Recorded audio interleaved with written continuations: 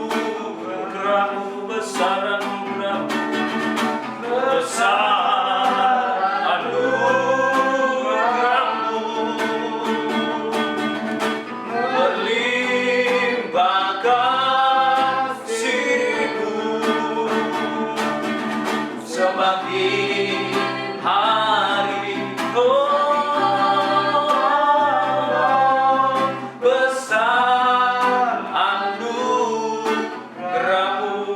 Terima kasih ya Tuhan Yesus, karena kebesaran anugerah-Mu yang Kau sudah kerjakan bagi setiap kehidupan umat-umat-Mu, bagi kehidupan kami semua Tuhan.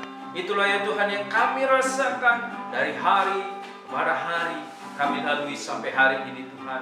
Oleh karena kemurahan-Mu, oleh karena berkat dan kasih setia-Mu yang sudah Kau lakukan kepada setiap orang yang berdosa ini, orang yang melakukan banyak kesalahan ini Tuhan, tetapi Engkau menganugerahi kami dengan kasih karunia yang begitu besar, sehingga Engkau mengaruniakan anak-Mu yang tunggal itu untuk menebus dosa kami.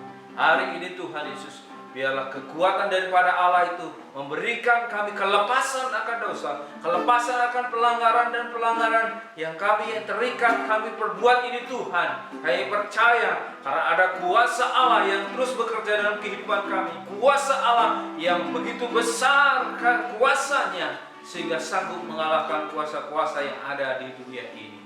Terima kasih ya Tuhan, kami percaya itu melalui kebenaran firman-Mu. Hari ini Hamba berdoa ya Tuhan, dan Engkau lawat semua ya Tuhan yang sudah hadir pada hari ini.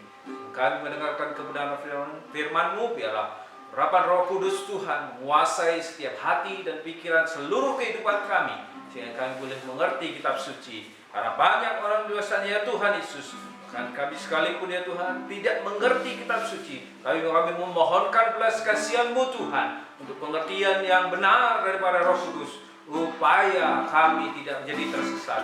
Kami mengerti kebenaran firman Allah melalui firman atau kitab suci yang kami baca, kami dengar, kami percayai dan kami lakukan. Terima kasih Tuhan Yesus, kami sudah berdoa dan menjawab syukur. Haleluya, haleluya, amin. Shalom saudara. Terima kasih. Kita akan melanjutkan seri pengajaran kita di kitab Yohanes, yaitu tentang tanda-tanda. Kita akan lompat sekarang untuk tanda yang ke-7 ya. Dari tanda ke-1 sudah mempelajarinya, tanda kedua, kemudian dari 3 sembuhkan dari orang-orang yang ada di kolam Bethesda, kemudian tentang memberi makan 5.000 orang. Dan kita akan lihat dulu yang ke-7 sekarang ya saudara. Kita akan baca dulu firman Tuhan dari perikop kita, Yohanes pasal 11 ayat 1-44. Tapi kita akan konsentrasi di ayat 33 sampai ke 44 ya. Saya akan mulai langsung saudara, ayat 34 dan seterusnya. Ketika Yesus melihat Maria menangis dan juga orang-orang Yahudi datang bersama-sama dia, maka masullah hatinya, ia sangat terharu dan berkata, Di manakah dia kembalikan? Jawab mereka, Tuhan, marilah dan lihatlah. Maka menangislah Yesus. Kata orang-orang Yahudi, lihatlah betapa kasihnya kepadanya. Tetapi beberapa orang di antaranya berkata, ia yang memelekkan mata orang buta, tidakkah sanggupkah ia bertindak sehingga orang ini tidak mati? Maka masjidlah pula hati Yesus. Lalu ia pergi ke kubur itu. Kubur itu adalah sebuah gua yang ditutup dengan batu. Kata Yesus, angkatlah batu itu. Marta, saudara yang meninggal itu, berkata kepadanya, Tuhan, ia sudah berbau sebab sudah 4 hari ia mati. Jawab Yesus, bukankah sudah kukatakan kepadamu, jikalau engkau percaya, engkau akan melihat kemuliaan. Maka mereka mengangkat batu itu. Lalu Yesus menghadap ke atas dan berkata, Bapa, aku mengucap syukur kepadamu karena engkau telah mendengarkan aku. Aku tahu bahwa engkau selalu mendengarkan aku, tetapi oleh karena orang banyak yang berdiri di sini mengelilingi aku mengatakannya supaya mereka Dan sesudah berkata demikian, berserulah ia dengan suara kertas, Lazarus, marilah keluar. Orang yang telah mati itu datang keluar, kaki dan tangannya masih terikat dengan kain kapan, dan mukanya tertutup dengan kain peluh. Kata Yesus kepada mereka, bukalah kain-kain itu dan biarkan ia pergi. Saudara, kita sudah familiar dengan peristiwa kebangkitan Lazarus dari orang mati ini. Hari ini kita belajar tentang tanda ini sebagaimana yang kita sudah belajar dari tanda yang pertama dituliskan dalam kitab Injil Yohanes ini. Itu ada makna, ada tujuan, dan ada kegunaannya ya. Saudara, bicara tentang kematian, hari ini kita dikejutkan lagi dengan peristiwa gempa bumi ya di Kota Malang. Tetapi dikatakan itu bukan megatrust. Tetapi sekalipun tidak megatrust, bisa menghancurkan bangunan-bangunan dan ada juga korban jiwa ya. Kita turut prihatin, kita berbela-sungkawa bagi saudara-saudara kita yang ada di Jawa Timur, Kota Malang, Lumajang, dan bagian selatan punya mengalami musibah ini. Dalam membicarakan ini mereka juga ada yang mati. Ini saudara bisa bisa mengetahui ini salah satu wahana di Secret Zoo ya di Kota Batu. Dulu saya pernah foto di tangan ini ya, yang tangan ini saya pernah foto di situ ya. Ya, ternyata hari ini dulu lanta juga. Nah, bukan bersukacita, tapi kita melihat satu peristiwa ini apa koneksinya dengan pelajaran yang akan kita tanda yang diberikan kepada Yesus di kitab Yohanes tadi ya. Kalaupun gempa ini termasuk gempa yang dangkal, tetapi bisa mengakibatkan. Hari ini saya baca ada 8 korban yang meninggal ya. Daerah Lumajang ada 5 dan 3 lagi di daerah Malang ya. Saudara, kematian ini juga membuat orang-orang keluarga mungkin sedih, kecewa, atau mungkin mengalami hal-hal yang lebih parah. Nah, hal ini juga terjadi kematian bagi Lazarus. Lazarus, saudara, yang dikasih oleh saudari-saudarinya Marta dan Maria, dikatakan dia sakit. Bahkan di sini dikatakan matinya itu sudah 4 hari. Selama berapa hari itu mengalami sakit. Justru ya, kalau orang sakit, semua juga ada di repot ya. Keluarganya atau saudaranya, terutama orang-orang yang terdekat mengalami satu perasaan yang tidak enak. Saudara di sini siapa yang pernah mengalami sakit? Atau saudara yang mungkin pernah berdampak virus ini, tentu was-was juga ya. Ada ketakutan gimana kalau mati? Ya. Tentu hal ini juga tanpa diduga, kalau dari kita konsultasi dengan virus itu ternyata ada gempa membuat mati juga, nggak kena virus tapi mati juga. Kematian ini pasti terjadi. Apapun itu peristiwanya akan terjadi di setiap kita. Karena apa? Dosa adalah mengakibatkan kematian. Pada dasarnya kita ini adalah mati secara rohani juga, kita terpisah oleh karena kasih Allah, karena dosa-dosa. Tetapi syukur kepada Allah, jadi selamatkan oleh karya Yesus kayu salib. Seperti pujian tadi, karena kasih itu yang selamat. Ya, inilah terjadi satu kematian yang mengakibatkan kesusahan, kesedihan. Inilah juga yang dialami oleh Marta dan Maria ini. Oleh yang dikasihinya telah meninggalkan dunia dan pergi dahulu ya. Kita akan melihat hari ini tentang dibangkitkan dari kematian. Makna dari dibangkitkan dari peristiwa Lazarus ini kita akan lihat ya, supaya tanda-tanda yang dibuat oleh Yesus, mujizat-mujizat ini kita tidak menjadi salah jurusan, salah arah, sehingga kita jadi bingung, tidak jelas, jadi ragu-ragu seperti yang dialami oleh murid-murid ini. Dikatakan bahwa Lazarus mati, tapi mereka menyangka mereka tidur. Ya.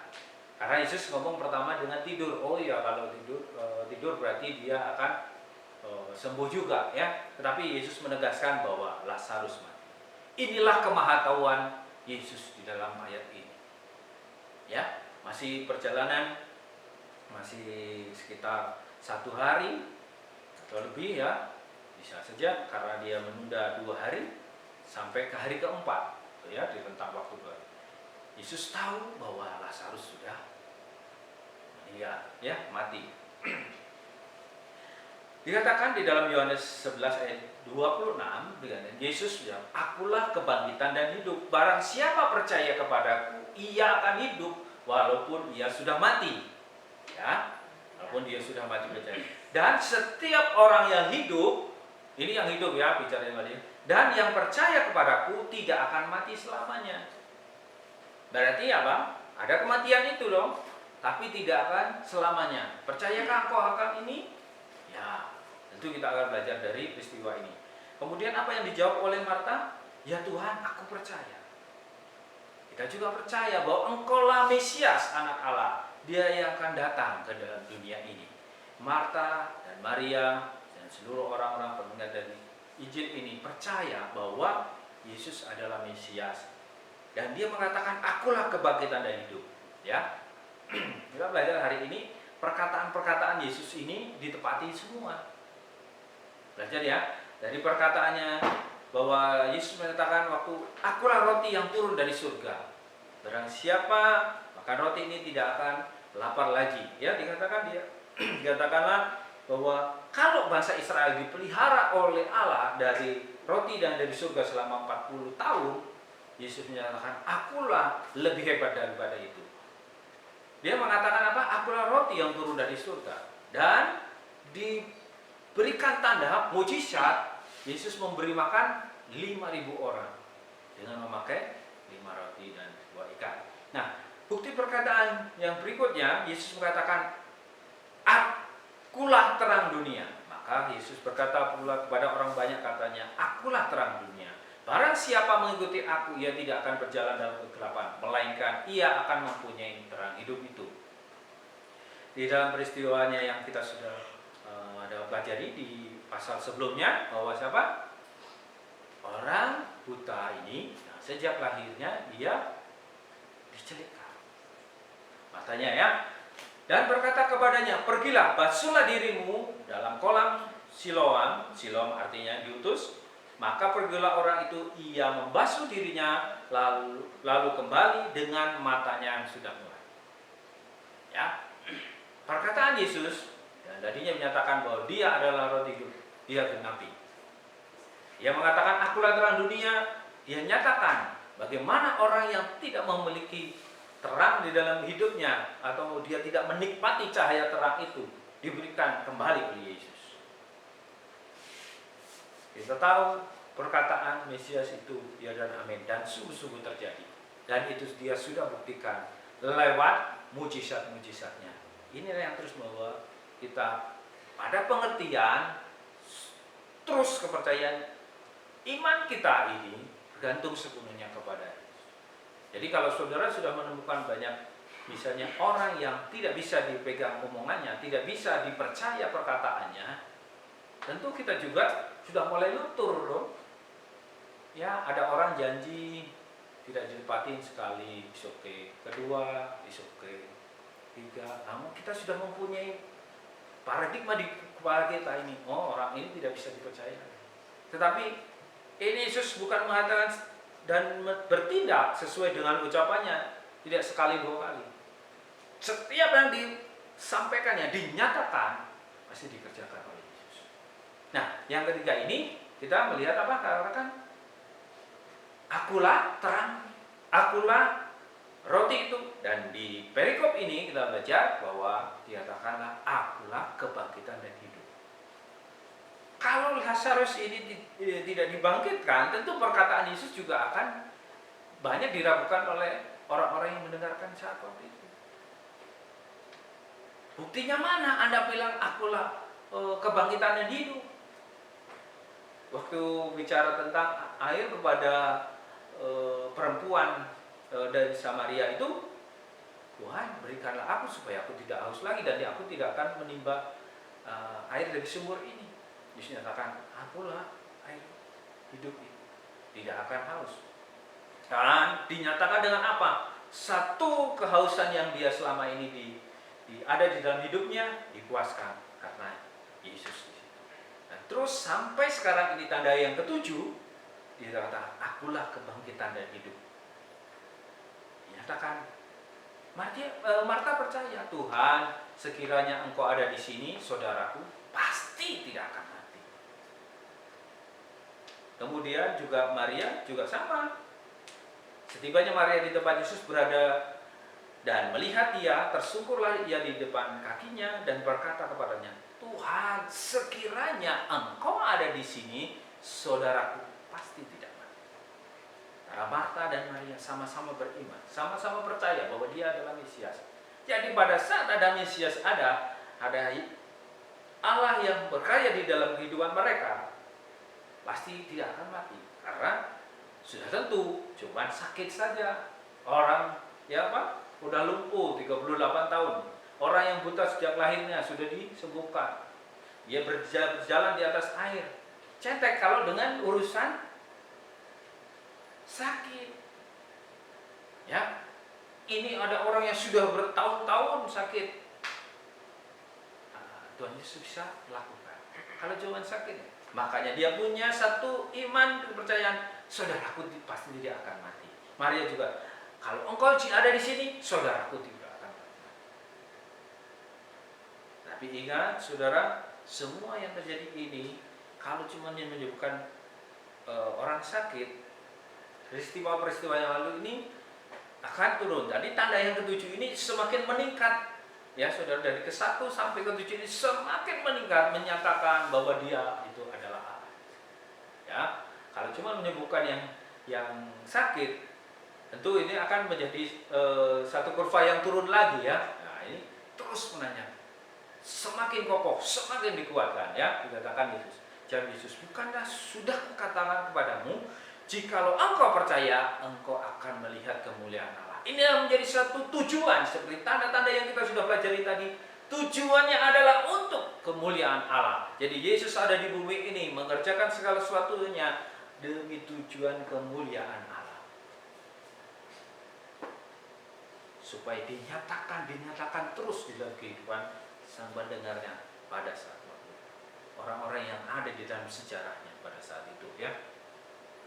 Kemudian orang yang telah mati itu datang keluar ya. Kaki dan tangannya masih terikat dengan kain kapan dan mukanya tertutup dengan kain bulu. Kata Yesus kepada mereka, bukalah kain-kain itu dan biarlah ia pergi. Inilah bukti dari perkataan Yesus itu. Akulah kebangkitan dan hidup itu. Dipercaya nggak sama Marta? Ya percaya, kata Marta. Apa saudara? Aku percaya bahwa engkaulah Mesias, anak Allah yang akan datang. Dan dikatakan, iya nanti juga akan bangkit. Iya, saudaramu tidak mati, tapi akan dibangkitkan. Percaya, iya nanti dia akan bangkit pada saat nanti orang-orang yang sudah mati dibangkitkan. Mereka percaya itu, tapi Yesus mau menyatakan, kepercayaanmu itu nanti akan kau lihat sekarang. Akan kau lihat kenyataannya lewat saudaramu yang mati ini.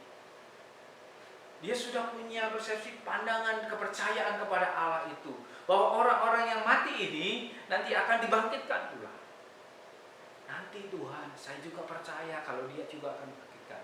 Aku sudah berkata kepadamu, jika engkau percaya, engkau akan melihat kemuliaan Allah. Yesus menyatakannya saat itu juga. Karena apa? Dia sudah tahu bahwa penyakitnya adalah untuk menyatakan kemuliaan Allah. Bahwa dia mengatakan, akulah kebangkitan dan hidup itu bukan dinyatakan masih nanti, tetapi sudah dinyatakan sekarang oleh Yesus pada saat peristiwa ini. Untuk meneguhkan imannya. Karena apa di situ saudara? Saya bacakan ayat ke-15, tetapi syukurlah aku tidak hadir pada waktu itu, sebab demikian lebih baik bagimu supaya kamu dapat belajar percaya. Marilah kita pergi kepadanya. Murid-muridnya diajar untuk belajar percaya. Oh, kalau belajar percaya berarti mereka tidak percaya. Tentu tidak, mereka sudah percaya. Sudah percaya ini semakin dikuatkan, semakin dikokohkan. Contoh begini ya, saudara.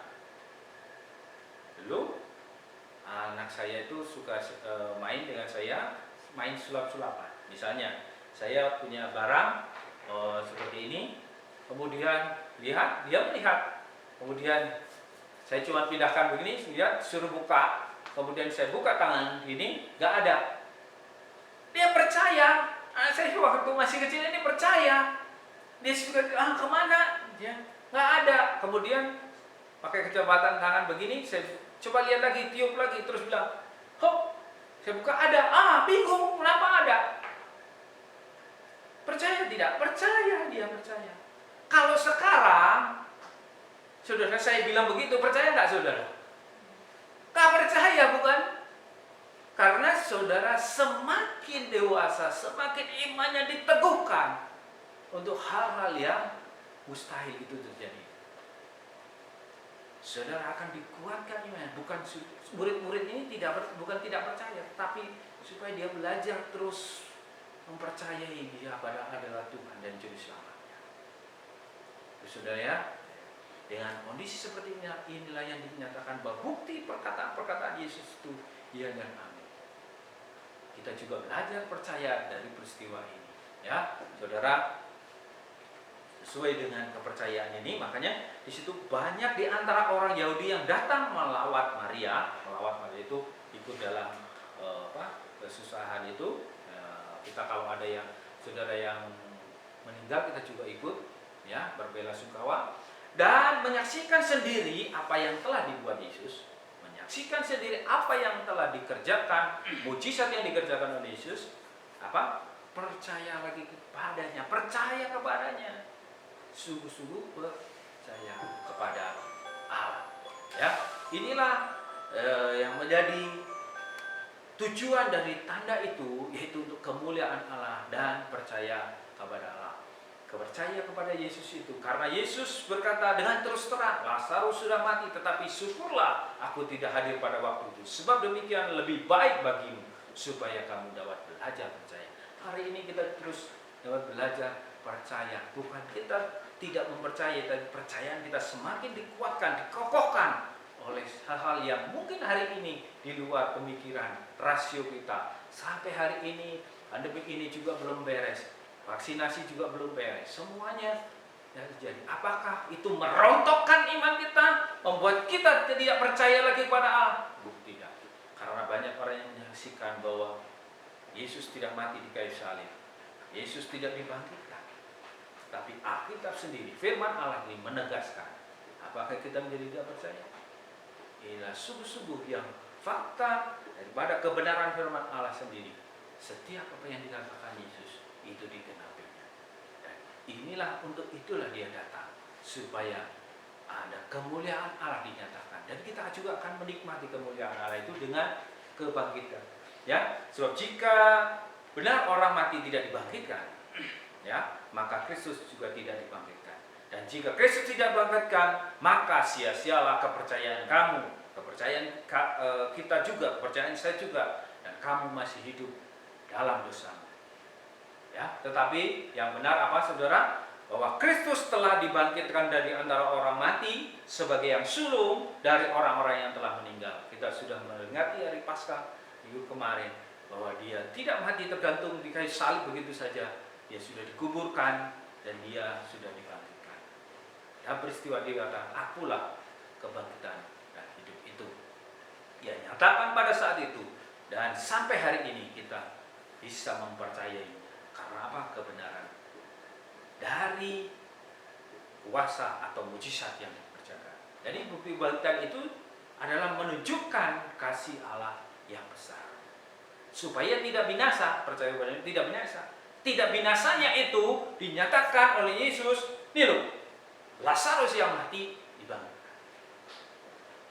Ya, sekalipun dia nanti akan mati lagi karena apa? penyelesaian ini sampai nanti kepada kehidupan kekal. Tetapi pada waktu itu dia nyatakan, ya, kalau Yesus tidak nyatakan, apa yang dikatakan itu tidak benar, ya, saudara. Jadi belajar percaya adalah iman yang diteguhkan, ya. Jangan pernah menyesali tindakan Allah, dan Dia tidak pernah salah. Mungkin kita berkata seperti Marta dan Maria, Tuhan, kalau saja Engkau berbuat begini, aku pasti tidak. Tuhan, kalau Engkau saja berbuat ini, Tuhan, tentu aku tidak mengalami ini.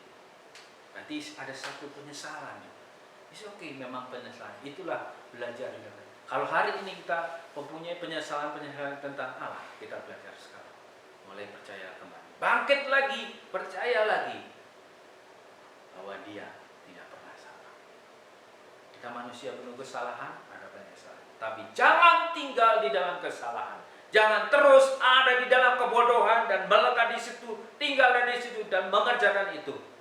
Karena kita sudah percaya, kita sudah dipilih oleh Allah, tebusnya, jadikan memuliakan. Inilah kenapa kita terus suguhkan sampai tanda yang ketujuh ini.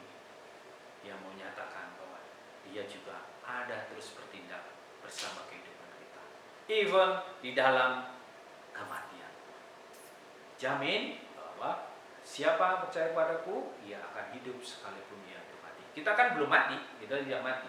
Tapi kan yang hidup, kalau kamu percaya, engkau tidak akan mati selamanya. Inilah jaminan yang Yesus katakan. Yesus sudah katakan kepada Marta Maria ini. Dikatakan bahwa situ bahwa ayat saya berikan begini ya. Yesus memang mengasihi Marta dan kakaknya dan Lazarus. Kenapa saudara disebutkan ini? Kok tidak mengatakan Yesus mengasihi mereka? Tetapi dia menyebutkan satu persatu. Yesus mengasihi Marta, Yesus mengasihi kakaknya yaitu Maria, Yesus mengasihi Lazarus. Kasih Allah yang tadi dibawakan ini, karena begitu besar kasih Allah dunia ini, tidak semua satu kolektif, tetapi pribadi-pribadi. Dia menyebutkan nama satu-satu. Dia mengasihi Marta, dia mengasihi Maria, dia mengasihi Lazarus. Hari ini pun dia akan, aku mengasihi engkau. Dia akan menyebutkan nama kita satu persatu. Seperti yang kita sudah belajar di ajaran yang ke-7, yaitu bahwa ulah gembala yang baik mengenal domba-dombanya. Dan dia menyebutkan nama domba-domba itu. Kasih Allah. Dan sampai kita sesat. Karena dia tidak pernah salah. Dia tidak pernah salah memanggil nama kita semua. Dan kita akan bersukacita, bahagia tanpa tiada taranya pada saat kita nanti dipanggil dalam kekekalan. Nama kita masing-masing dipanggil satu persatu. Karena dia sudah mengasihi kita secara pribadi. Nama itu masing-masing. Karena kasih-Mu yang selamatkanku, menyucikan dan menebus hidupku, ku naikkan syukur buat pengorbananmu, maha mulia dan terindah Kau, Yesus. Terima kasih Tuhan, karena kasih-Mu yang begitu besar Tuhan. Karena kasih-Mu itu Tuhan yang telah menyelamatkan kami pribadi demi pribadi Tuhan. Karena kasih-Mu yang besar itu Tuhan, Kau sudah nyatakan dengan Engkau mengirim anak-Mu yang tunggal itu untuk menyelamatkan kehidupan kami. Hari ini kita belajar bahwa Engkau juga mengasihi satu persatu dari kehidupan kami. Bahkan walaupun orang yang dikasihi seperti Lazarus ini mati, Engkau sudah mendeklar, menyatakan bahwa Engkaulah kebangkitan dan hidup itu. Hari ini kami percaya kami terus diteguhkan Tuhan, bahwa Engkau sudah menjamin kehidupan kami ini. Bahwa kematian ini akan terjadi karena dosa adalah mengakibatkan kematian. Upah dosa adalah maut. Tetapi kasih karunia Allah adalah hidup yang kekal. Karena itulah bentuk kasih-Mu yang Kau nyatakan biarkan pengertian kami yang salah. Jangan biarkan ya Tuhan kami tinggal di dalam kesalahan kami.